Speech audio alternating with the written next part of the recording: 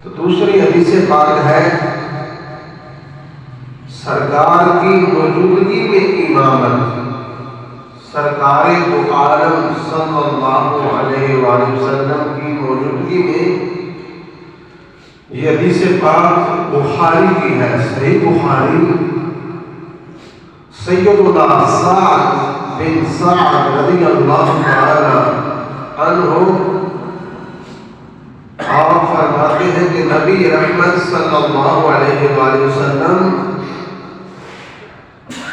قبیلہ بنی ثاقب بن عوف کے درمیان صلح کروانے کے لیے تشریف لے گئے. حضور نبی رحمت صلی اللہ علیہ وآلہ وسلم قبیلہ بنی عمرو بن عوف کے درمیان صلح کروانے کے لیے حضور تشریف لے گئے. اس کے بعد دیر ہو گئی تو سیدنا بلال حبشی نے اذان دی اور اذان کے بعد سیدنا بلال حبشی رضی اللہ تعالی عنہ بارگاہ سیدنا صدیق اکبر میں آئے.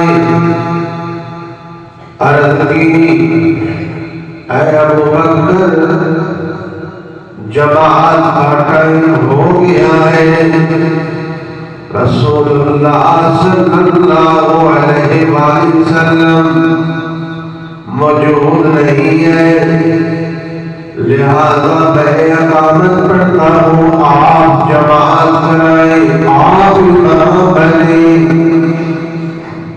بخاری شریف کی حدیث مبارکہ ہے.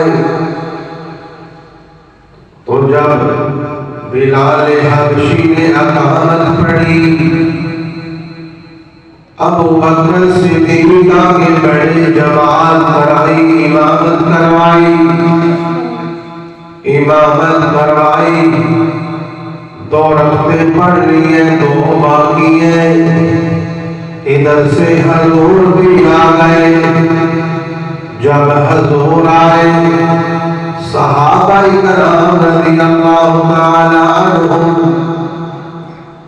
نے ہاتھوں پہ ہاتھ مارے. ابو بکر صدیق کو آگاہ کیا کہ حضور آ گئے. آخر ابو بکر صدیق متوجہ ہوئے کہ حضور آ گئے. ابو بکر صدیق نے نماز کے دوران مصلی امامت کو چھوڑنا شروع کر دیا، پیچھے ہٹنا شروع کر دیا. اللہ کے نبی نے اشارہ کیا کہ اے ابو بکر جماعت مکمل کرواؤ، لیکن ابو بکر صدیق نے پیچھے ہٹتے ہٹتے محلے کو مکمل چھوڑ دیا.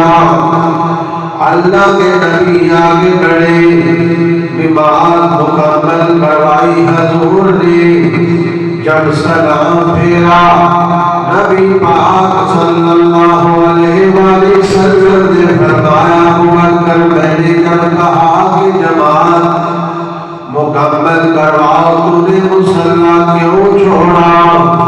تو ابو بکر صدیق نے عرض کی یا رسول اللہ یہ کیسے ہو سکتا ہے کہ آمنہ کا لال آگے ہو، ابو قحافہ کا بیٹا آگے ہو، آمنہ کا لال پیچھے ہو.